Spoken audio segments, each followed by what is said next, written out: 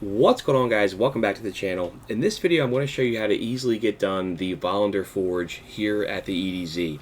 So we're starting things off and I'm playing on my Titan right now. I do recommend making sure that you rally to any public event flag in order to get full heavy ammo, and I'm using Sleeper Simulant and the Aikilo shotgun. For my team we have two hunters, we have a solar hunter and we have a tether hunter as well. You can have a pretty mixed team for this. It is nice to have a warlock with radiance. I've had some success with people from the stream by doing that. But for this first wave here, your goal really is simply to charge up the forge. And you do that by taking down these orange bar, blue aura cabal guys. So you saw right there, I just took down that scion and he dropped a bomb. So you want to grab those bombs and throw those over into this forge. Now you need to do that 20 times. So you want to keep moving around here and looking for the orange guys.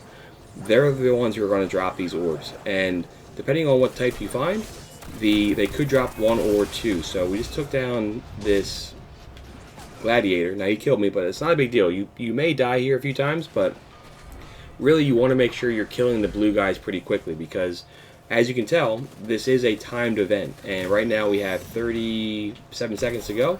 But every time you kill a blue cabal guy, then you do increase your time limit. So here it's more about speed than it is about avoiding dying.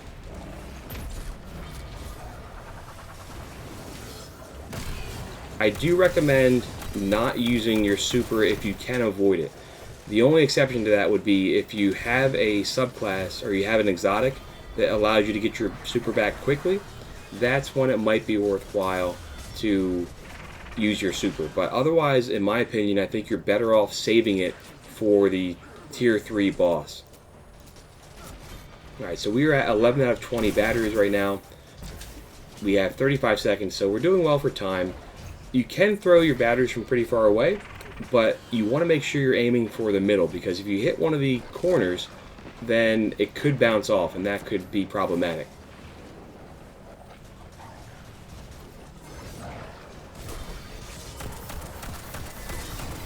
So the gladiator guys are pretty tough. So for them, if you're on your Titan, melting point comes in handy. I didn't have it right there, but you know, having the melee strike here for the Aikilo shotgun will do a bit of additional damage, so that's always helpful as well. We have 16 out of 20 done right now, so I want to rush in here. We'll use the melting point again, even though I missed it. And even if I died there, it's not a huge deal, because taking him down and getting the increased timer is what we're aiming for right there. The only problem is those charges are pretty far from my team. So I'm going to rush back. Actually, we only need 2 more bombs, and there's a bunch over there. So if I can just grab one of these, my team will grab one of those, and actually they may get this one done before I even get over there. So we're going to try a Superman throw. It didn't really matter. We charge up the first one. Alright, so the first stage is clear. That one is not too difficult. Your main goal there is just going as fast as you can. Now the same thing applies here for wave 2. We have to do the same thing. What makes this wave a bit more difficult though is you do have more challenging enemies here. So there will be the Colossus enemies, and they take a lot of damage to take down. They also inflict a lot of damage, and they also have the rockets that will slow you down too, so those can be annoying. Again, you may be tempted here to use your super. Like right now, if I use my super, yes, I'd clear out a lot of these enemies, but I really recommend not using your super here, because you want to have that for wave 3, which is far and away the most difficult wave.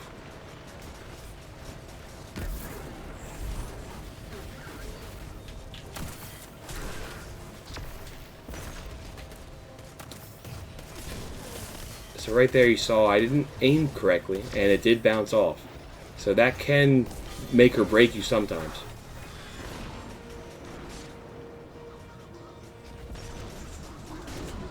Ouch. Aside from the Colossus, this wave does also have these Scorpion turrets as well.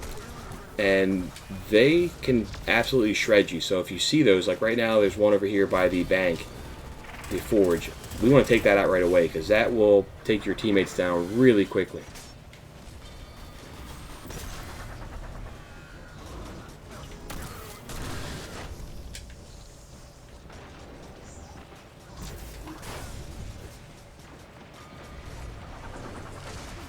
Alright, so we're at 8 out of 20. Now it's about, yeah, now we're at 9 out of 20.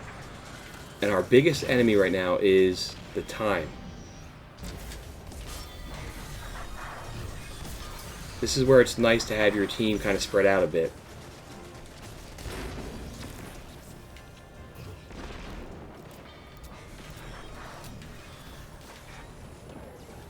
Alright, so we're making good progress here. We do need to kill some blue guys here. I don't see any over in this side, so it looks like on the opposite end is where we may find a concentration of the blue aura enemies.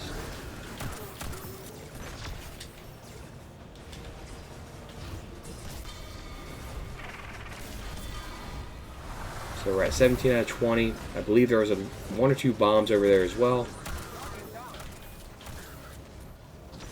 Take this guy down.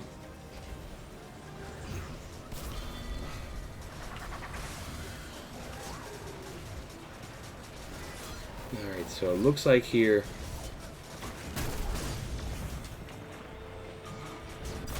no! That could have been our last bomb too.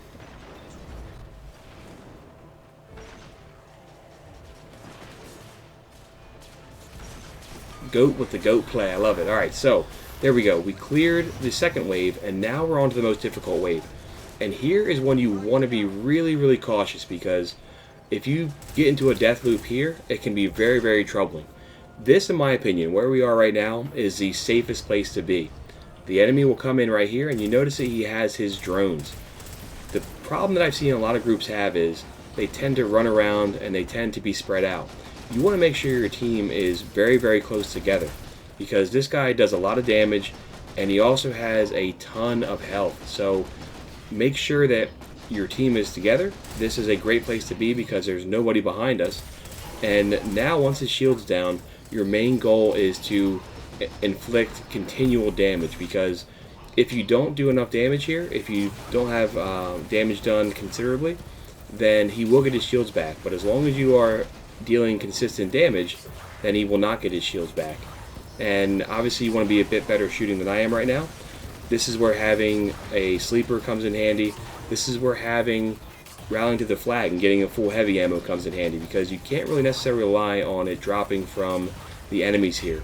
But at this location, we don't have the risk of anybody coming behind us, and we can easily melt this boss down.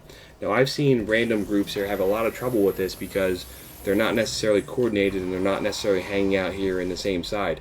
Even right now, I wasn't really talking to my team, but we went over the strategy beforehand, and it was one that we easily got this done. So I wanted to make this video just to show a rough strategy of how this forge is completed, but also more importantly for the boss at the end, because that boss can be troubling for a lot of groups here, regardless of your light level. I think people who are 605, 610, you can still do this by using that strategy, and it's one that I think will come in handy. So let me know if this was helpful. Let me know if you guys have had fun doing the Black Armory forges. Most importantly though, thanks for watching. We'll catch up soon.